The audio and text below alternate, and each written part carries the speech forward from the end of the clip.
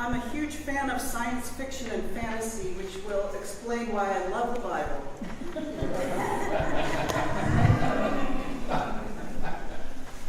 I love science fiction and fantasy books and movies. I'm also drawn to historical fiction as a way to understand the past through an accessible medium, being more interested in character development and plotline than in the orderly laying out of facts. That's why I like Genesis more than Leviticus, for instance. In light of all of this, John and I have been watching, my husband and I have been watching a TV series called Da Vinci's Demons. Has anyone seen this? It's one of those like Netflix original hoo-has or whatever.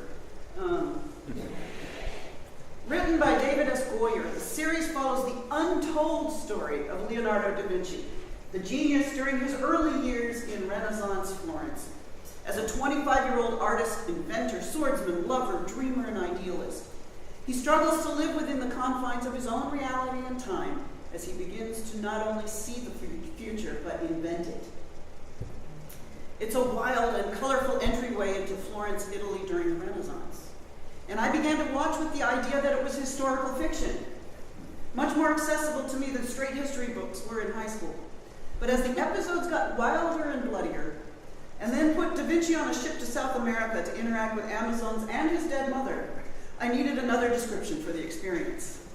John told me that it has been described by critics as historical fantasy. Isn't that good? Historical fantasy. And now I have the term I've needed my whole life to describe a number of things, which I will wander over to in a minute. But first, I should have known where the Da Vinci series was headed by the name of the writer, David S. Goyer. He's a writer and producer known for Batman Begins, Man of Steel, and The Dark Knight. Da Vinci as superhero, right? And here are a couple of quotations from Goyer that clue us in to his motivation. Does anybody know Goyer as a writer? And a couple of people do. I should have known that, right? Okay. He said, as soon as Da Vinci was mentioned, I went online and saw that he's the most recognized figure in history other than Christ. I do wonder what his source was. So I said, well, it sounds like he's the guy we should do a show about, just in terms of pre-existing awareness. And then he describes the historical Da Vinci. People think of Leonardo da Vinci as this sort of professorial bearded figure who painted The Last Supper and the Mona Lisa. If you drill down a little further, you see he's a guy who invented some crazy inventions. But if you read his actual notebooks, you get a pretty good sense of his character. There were a lot of contemporaries also writing about him. He was a fascinating, mercurial character, a bit of a braggart. He clearly had a chip on his shoulder because he felt he should have gotten more respect and credit for the things that he'd done.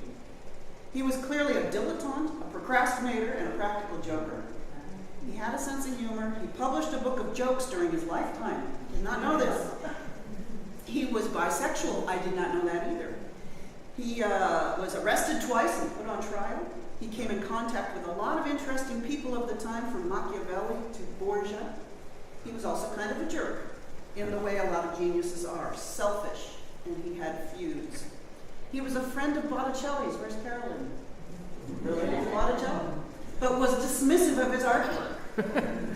If we get there, but this would probably be in season 4 or 5, he and Michelangelo hated each other. They got into fistfights. He was not this dry kind of beard-stroking guy. He was this vibrant, bigger-than-life character. And you just think, my God, this guy had enough crazy things in his life to base 10 shows on. Don't you want to say that about a number of people? So let me give you one more plot summary that really gets at the heart of this before I get us where we're going. In a world where thought and faith are controlled, one man fights to set knowledge free. The secret history of Leonardo da Vinci's tantalizing life reveals a portrait of a young man tortured by a gift of superhuman genius. He's a heretic intent on exposing the lies of religion, an insurgent seeking to subvert an elitist society, a bastard son who yearns for legitimacy with his father.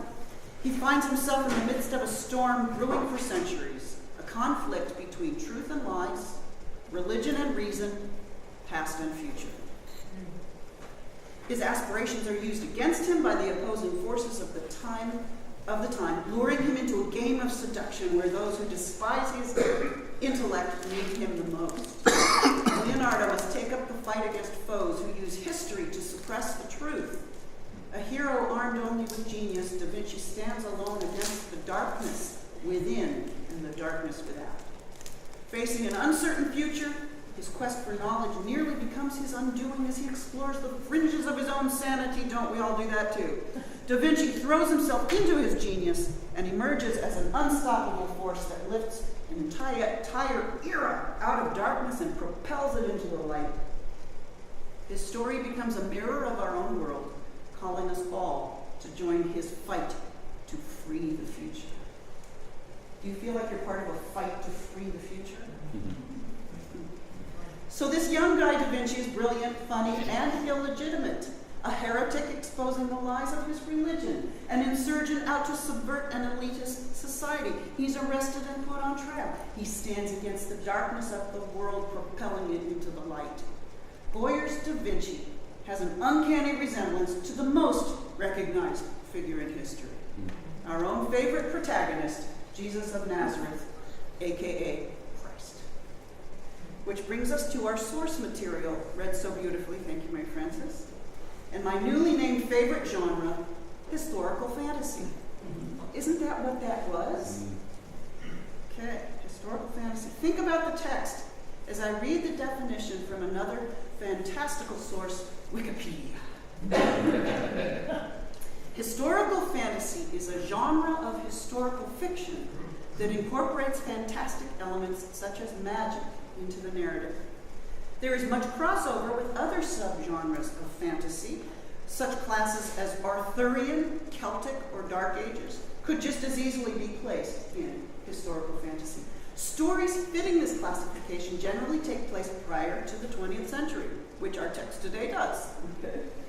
Films of this genre may have plots set in biblical or classical antiquity, often with plots based very loosely on mythology or legends of Greek-Roman history or the surrounding cultures of the same era. In our story today, we have sages or wise men or kings, depending on your translation, following stars, listening to dreams, finding a baby of questionable, could it be divine parentage, in a shed, who is the culmination of an ancient prophecy. Evil and godliness are both palpably present. It is the retelling of a story that's been told since the dawn of time, the battle between darkness and light, in the world and in the human heart. How many of you tell your children, we all have good and bad inside and we make choices every day? These are the battles of the Justice League and the superheroes of my son's competing realities, on screen and on the school playground, and ultimately on the streets of any city patrolled by any police force. These are the battles fought in our halls of government and justice and in the ballot boxes of any democracy trying to stave off oligarchy and holocaust.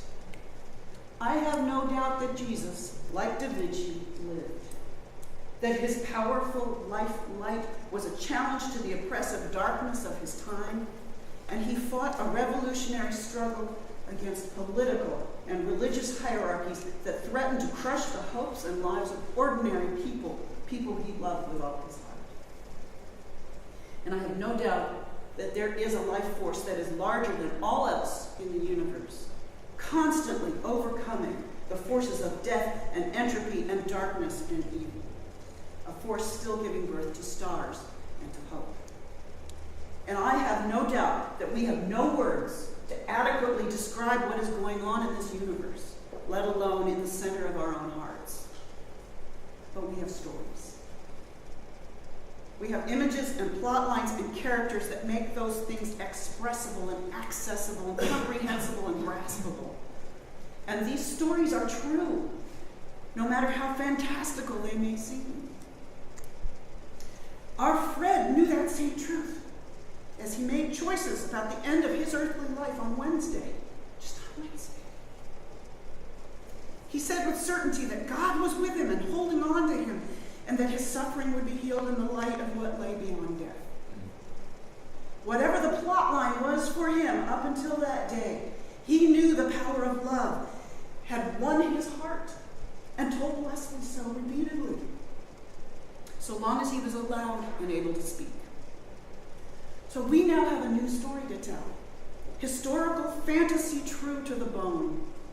We at Mount Hollywood have known a man who was the hero of his own life, who fought darkness and found light, who touched the lives of others with compassion and love, who left this world a better place and is now in search of answers and adventures in the next realm. Thank God for Fred's light, for all our lights shining in this room, and for the Christ light that shines on the road ahead in this very new and uncertain year ahead.